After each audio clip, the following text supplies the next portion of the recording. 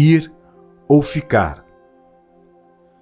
Se você encontrar uma cura para o câncer, não será inconcebível ocultá-la do resto da humanidade. Será muito mais inconcebível guardar silêncio se você tem a cura para o eterno salário do pecado, a morte. Dedicatória. Dedico, em primeiro lugar, ao nosso Senhor e Salvador Jesus Cristo. Sem Ele, eu não estaria aqui. A minha esposa, Apóstola Cristiane, e meus filhos, Samuel e Isabelle. Aos líderes e discípulos do Ministério Avivamento para as Nações, e a todos que têm apoiado o nosso trabalho na obra do Senhor. Este audiobook tem como prioridade despertar o povo que foi chamado pelo Senhor a realizar o verdadeiro propósito aqui na Terra. Ir ou ficar. Capítulo 1. Inércia, a causadora de sonhos frustrados. Toda ação provoca uma reação. O medo de mudar, de ser incomodado, leva as pessoas a um comodismo pecaminoso. Os fundamentos da Palavra de Deus nos levam à ação e movimento, a uma vida de conquista mediante a uma posição de uma ação que devemos tomar. O medo de ser incomodado leva as pessoas a uma vida inerte e frustrante. Deus é um ser de ação e de movimento. Tanto é que um dos atributos de Deus é onipresente. Ele está presente em todo lugar. Segundo Crônicas, capítulo 16, versículo 9, parte A. Porque, quanto ao Senhor, seus olhos passam por toda a terra. No início, já podemos ver a ação de Deus. A terra era sem forma e vazia, sem estilo, toda atrapalhada, sem significado. Gênesis, capítulo 1, versículo 2. E disse Deus: podemos ver uma ação. E esta ação podemos ver repetidas vezes só neste capítulo. Gênesis, capítulo 1, versículo 3. A primeira situação que tratarei neste audiobook é mudar a situação. Deus chama Noé e pede que o mesmo construa uma arca. E esta arca era semelhante a uma barcaça de tamanho colossal. Sua capacidade de carga corresponde a mais de 300 vagões ferroviários. Calcula-se que a arca podia comportar cerca de 7.000 tipos de animais. Pense bem você, vivendo a mesma situação de Noé. Ele estava tranquilo, cuidando de sua terra, sossegado em seu canto, e Deus tira-o de sua acomodação e leva-o a construir um dos maiores navios já construídos até hoje, e sem nenhuma tecnologia dos dias atuais, tornando assim as coisas dificílimas. Noé sai de sua acomodação e se torna um dos personagens mais influentes do Velho Testamento e salvou sua família da grande catástrofe do dilúvio. Deus chama Abrão e disse para ele sair de sua acomodação. Gênesis, capítulo 12, versículo 1. Nessa ocasião, Deus não disse para onde ele iria. Hebreus, capítulo 11, versículo 8. Pela fé, Abraão, sendo chamado, obedeceu, indo para um lugar que havia de receber por herança, e saiu sem saber para onde ia. É evidente que toda ação vai causar uma reação. É normal que quando você quer mudar, toda mudança lhe cause algum transtorno inicial. E é por causa desses inconvenientes que as pessoas se acomodam e vão perdendo as grandes oportunidades na vida. O comodismo, o conforto aparente, leva as pessoas a não experimentar o novo, a não provar novas experiências e as grandes conquistas. O tudo que a maioria das pessoas quer é ter um televisor para assistir em sua novela e o joguinho de futebol, não importando aonde mora e nem com os projetos do futuro. Tome uma posição em sua vida. Comece a dizer: eu vou mudar. E mude. Pode ter certeza que Deus está esperando essa atitude sua para agir em sua vida.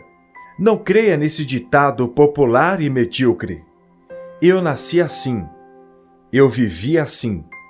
Vou morrer assim. Nós nascemos para ser conquistadores. Somos mais que vencedores em Cristo Jesus. Saia desse lugar de derrota. Se prepare para novas experiências, novas conquistas e parta para uma vida vitoriosa. Qual a diferença entre cristão e discípulo? Pode ser que você não veja nenhuma, ou considere apenas questão de semântica, e que no fim das contas, ambos os termos se equivalem. Para o teólogo e escritor Dallas Willard, porém, essas duas palavras podem guardar uma enorme distância entre si, quando se trata de definir nosso papel no cumprimento da missão primordial da Igreja. Nesse sentido, ser cristão pode não passar de uma nomenclatura com a qual nos acomodamos, protegidos sob a garantia da salvação. Mas isso não traduz a integralidade do Evangelho, se não produzir, de fato, discípulos de Jesus. Pessoas que não apenas adotam e professam certas ideias, como também aplicam sua compreensão crescente na vida no reino dos céus, a todos os aspectos de sua vida na terra, como afirma o autor. 2 Samuel, capítulo 11, verso 2 ao 27. O exército do Senhor estava em guerra, e de acordo com o costume da época, o correto e o que se esperava é que Davi fosse à guerra. O rei deve ser o primeiro a lutar para estar à frente do seu povo, batalhando em nome do Senhor dos Exércitos. Ele deveria ter ido, mas não foi. Versículo 1. Acima de tudo, Davi era ungido do Senhor. Era um homem de Deus, mas era homem. Nenhum texto mostra tanto como esse a falibilidade desse homem, a sua fraqueza, a sua limitação humana e pessoal. Aqui vemos um Davi frágil, exposto nas suas fraquezas de caráter mais íntimas, desnudo da santidade e justiça, tão presentes em outros textos, mas vestido, ainda que por um momento, da mais vil corrupção moral e espiritual. Nos dias atuais, esta mesma desobediência ainda se repete com as mesmas consequências daqueles dias. Quando o crente sabe que deve ir, mas não vai, algo sério acontece. Muita gente sabe que deve subir a batalha, a peleja, guerrear as guerras do Senhor, combater o bom combate de Cristo, mas não faz. Vejamos as consequências trágicas para a nossa vida pessoal e mesmo para a igreja quando deixamos de ir. E disse-lhes: ide por todo o mundo e pregai o evangelho a toda criatura. Marcos, capítulo 16, versículo 15. Segundo a Bíblia, o desejo de Deus é que todos os homens sejam salvos e cheguem ao pleno conhecimento da verdade. 1 Timóteo, capítulo 2, versículo 4. E este desejo é uma prioridade máxima na agenda de Deus. A salvação de um pecador é levada muito a sério por Deus, tanto que ele Ao deixar claro este seu desejo, tratou logo de realizar um plano de salvação para o homem, que fosse perfeito e eficaz. Ele abriu mão de seu próprio filho para mostrar aos pecadores o seu amor para com toda a humanidade. João 3,16. O sangue derramado por Jesus na cruz promoveu a todos os homens a oportunidade de serem salvos pela fé no seu sacrifício, bastando para isso que haja um sincero arrependimento de pecados. Este plano de salvação, que representa o âmago da mensagem do Evangelho, foi pregado e ensinado pelo próprio Jesus, pelos seus discípulos e pela igreja primitiva. E como sua ordem foi universal, todos aqueles que sinceramente confessam sua fé em Cristo devem fazer o mesmo. Portanto, é dever de todo cristão se conscientizar do grau de importância em se obedecer à ordem do Ide de Jesus. Lições de vida.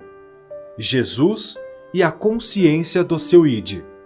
O Senhor Jesus não simplesmente deixou uma ordem a ser seguida. Seu ministério terreno demonstrou que ele foi parte integrante desta ordem. Os evangelhos mostram Jesus pregando o evangelho do reino, curando, operando milagres, expelindo demônios e também testemunhando a respeito do poder de Deus. Mateus, capítulo 9, versículo 35. Marcos, capítulo 1, versículo 32, 34 e 39. Lucas, capítulo 6, versículo 17 ao 19. O Ide de Jesus, para ele, não significou simplesmente pregar e ensinar a respeito dele próprio. A grande demonstração do poder de Deus, que era sobre ele para curar, realizar milagres, expelir demônios e testemunhar, acompanhava suas ações evangelizadoras. Portanto, quando Jesus foi, ele foi certo de que sua pregação e seu ensino seriam acompanhados de grandes feitos que glorificassem a grandeza e a majestade do reino de Deus. Existem 3 características que expressam melhor a consciência do Ide de Jesus. Vejamos quais são elas. A consciência do Ide de Jesus se caracteriza por uma ordem. O texto de Marcos deixa claro que Jesus não fez um pedido aos seus discípulos. Ele deixou uma ordem a ser seguida por eles e pela igreja que no futuro se estabeleceria. O Ide de Jesus é um imperativo na vida cristã e de maneira nenhuma deve ser visto como um pedido ou conselho sábio e edificante. A Igreja de Jesus deve se conscientizar de que a ordem deve ser cumprida, custe o que custar.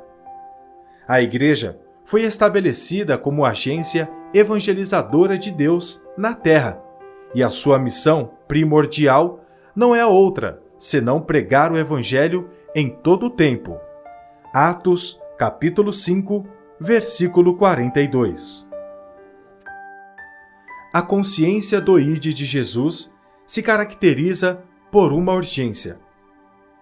Certa vez, alguém disse assim: Deus tem pressa em salvar. Por que estará demoradamente na companhia destes? Como já dissemos, a salvação é uma urgência na agenda de Deus. E para a Igreja não deve ser diferente. A salvação é tão urgente que nos foi deixada uma ordem e não um pedido. Paulo escreve ao jovem pastor Timóteo, orientando-o a pregar a palavra, sendo oportuno ou não. 2 Timóteo, capítulo 4, versículo 2, descrevendo assim uma urgência em se compartilhar o Evangelho. E por que a urgência? Na realidade, os motivos são vários.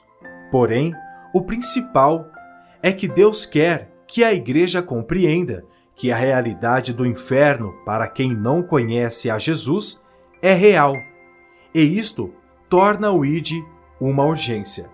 Marcos, capítulo 16, versículo 16. Porém, existem outros motivos, tais como: o estado de morte espiritual que as pessoas se encontram torna o ide uma urgência. Os sofrimentos constantes das pessoas, causados por um afastamento de Deus, tornam o ide uma urgência. A falta de compreensão da verdade que liberta torna o ide uma urgência. O choro do mundo torna o ide uma urgência. O ide de Jesus é uma urgência urgentíssima. A consciência do ide de Jesus se caracteriza por propósitos bem definidos. Jesus, quando ordenou à igreja a ir e pregar o evangelho a toda a criatura, o fez pensando em propósitos bem definidos. Ele não somente mandou ir para evangelizar e trazer a ele todos os pecadores da terra, mas também comissionou a igreja a discipular e a ensinar sobre as coisas que já tinha dito e ordenado. Mateus, capítulo 28, versículo 19 e 20. Jesus não deu uma ordem em vão e sem propósito. Na verdade, Jesus não deu à igreja um ide incompleto, e sim um processo pelo qual o pecador pudesse se achegar a ele, se firmar nele e aprender dele, até o ponto de se tornar um discípulo. Na realidade, o grande desafio da igreja hoje é cumprir o ide de Jesus em sua plenitude e não em sua fase superficial, pregar o evangelho. Portanto, o ide de Jesus tem propósitos bem definidos, que, postos em prática, serão de grande valia para a igreja e para o reino de Deus. Quando a igreja se conscientizar desta verdade, os planos de Deus serão estabelecidos de fato e os frutos serão abundantes. Reflexão para a vida.